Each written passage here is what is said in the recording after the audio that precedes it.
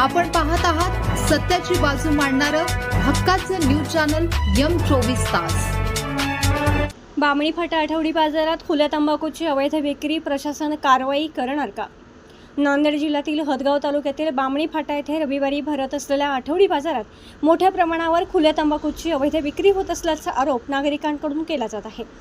सुमारे 22 ते 23 गावातील नागरिक या बाजारात खरेदीसाठी येत असल्याने येथे मोठी गर्दी असते। बाजारात खुली तंबाखू, नस व इतर आरोग्यास अपायकारक पदार्थ सर्रास विकले जात असून येथूनच परिसरातील ग्रामीण भागातील किराणा दुकानांमध्येही त्यांचा पुरवठा होत असल्याचे सांगितले जात आहे। अशा प्रकारच्या खुल्या तंबाखूच्या सेवनामुळे कर्करोगासह गंभीर आजारांचा धोका वाढू शकतो अशी भीती व्यक्त केली जात आहे। या प्रकाराकडे प्रशासनाचे दुर्लक्ष होत असल्याची भावना नागरिकांमध्ये असून अन्न व औषध प्रशासन विभागाने तातडीने दखल घेऊन संबंधित विक्रेत्यांची चौकशी करून आवश्यक ती कारवाई करावी अशी मागणी जनतेतून होत आहे। महाराष्ट्रामध्ये गुटखा विक्री बंद आहे, मात्र असे तंबाखू खुल्ला विक्री करणाऱ्यांना कुणी परमिशन दिले असाही प्रश्न या ठिकाणी निर्माण झाला आहे। M24 तास न्यूजसाठी प्रतिनिधी कृष्णा चौतमाल, नांदेड।